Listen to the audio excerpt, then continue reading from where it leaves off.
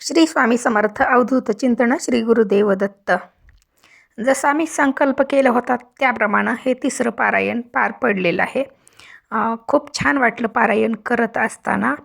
संकल्प मी 12 पारायणांचा केला होता, त्यातलं हे तिसरं पारायण पूर्ण झालेलं आहे. आता अक्कलकोट प्रकट दिनांच्या वेळेस चौथं पारायण सुरू करणार आहे. तर खूप छान वाटलं पारायण करत असताना, अतिशय चांगले अनुभव आले. खूप छान वाटलं वाचन करत असताना.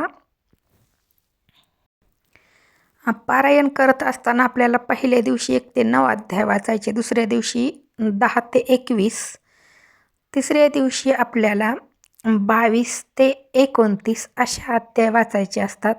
आणि वाचन करत असताना खूप छान वाटतं. अगदी आपण ज्यावेळी वाचायला बसतो त्यावेळी अतिशय प्रसन्न वाटतं. कारण कसं आहे की प्रत्येक अध्यायामध्ये खूप महत्त्वाची माहिती दिलेली आहे. जी व्यक्ती ते मनापासून वाचते ना, त्यालाच फक्त गुरुचरित्र पारायणाची गोडी लागते. गुरुचरित्र ग्रंथ फक्त वाचायचा आहे म्हणून वाचायचा नाही, तर त्यातला प्रत्येक शब्द ना शब्द समजून घेण्याचा प्रयत्न करायचा. मग नंतर आपल्याला सगळं पूर्णपणे आपलं आयुष्य बदलून जातं. काहीही आपल्या मनात खंत राहत नाही. आपलं सगळं पूर्णपणे आयुष्य बदलून जातं. आणि ज्यावेळी अशी वात पूर्णपणे जळून जाते, त्याचा अर्थ असा असतो की आपण जी काही स्वामींची सेवा केली आहे ती स्वामींच्या चरणी रुजू झाली. मी ज्यावेळी 108 पारायणं करत होते त्यावेळी अनेक वेळा ही वात पूर्णपणे जळून जायची. आणि नंतरही गुरुचरित्र पारायण करत असताना अनेक वेळा वात पूर्णपणे जळून जाते. तर खरं तर तो अतिशय शुभ संकेत असतो. आपण केलेली सेवा परमेश्वराच्या चरणी पोहोचली, स्वामींच्या चरणी पोहोचली, याचा तो अर्थ असतो. दिव्यामध्ये अतिशय शुभ संकेत मला मिळाले आहेत. म्हणजे काही वेळेस तर अक्षरशः फूल तयार होतं, हृदयाचा आकार तयार होतो, पणतीचा आकार तयार होतो. तर असे वेगवेगळे आकार दिव्यामध्ये तयार होतात. खूप छान वाटतं. तुम्ही जर माझ्या चॅनेलला आत्तापर्यंत सबस्क्राईब केलं नसेल तर कृपया सबस्क्राईब करा. आणि तुम्ही कोणती सेवा करता हे सांगा मला कमेंटमध्ये. आणि कसं आहे की गुरुचरित्र पारायण जर आपण केलं तर आपल्या आयुष्यामध्ये बघा कुठलीही अडचण राहतच नाही. आणि जरी असतील तरीही म्हणजे कसं आहे की त्यातून बाहेर पडण्यासाठी स्वामी आपल्याला योग्य मार्ग दाखवत असतात.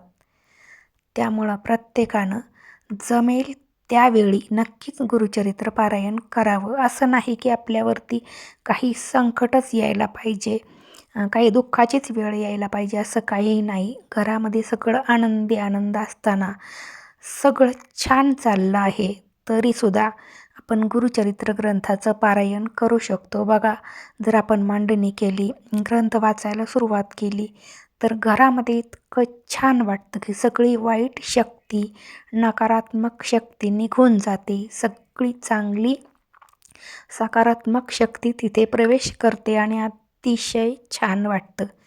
त्यामुळं प्रत्येकानं पारायण नक्कीच करावं. तर आता अक्कलकोट प्रकट दिन अगदीच जवळ आलेलं आहे. तर त्यानिमित्तानं तुम्ही कोणती सेवा करणार आहात हे कृपया मला कमेंटमध्ये सांगा. मी आता चौथं पारायण लवकरच सुरू करणार आहे. आणि वाचन करत असतानाही शक्यतो मी म्हणजे लाईव्ह येण्याचाही प्रयत्न करणार आहे. ज्यांना कुणाला आवड आहे गुरुचरित्र ग्रंथ वाचन करत असताना ऐकण्याची, ज्यांना आवड आहे त्यांनी नक्कीच ऐकावं.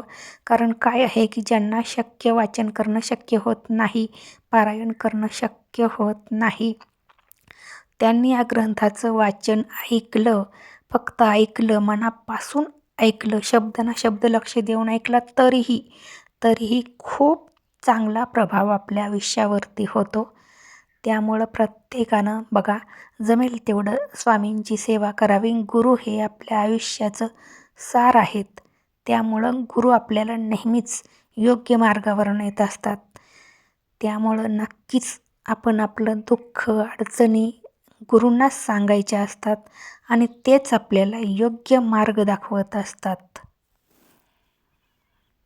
गुरुचरित्र ग्रंथाचं वाचन तुम्ही कोणत्याही वेळी करू शकता, पण पहाटे केलं तर अतिशय सुंदर आहे. खरं तर पहाटेच करावं, खूप चांगलं असतं ते. तर तुम्ही नक्कीच या अक्कलकोट स्वामींच्या प्रकट दिनाला नक्कीच एक तरी पारायण नक्कीच करा आणि चॅनेलला सबस्क्राईब करा. श्री स्वामी समर्थ अवधूत चिंतन. श्री गुरुदेव दत्त.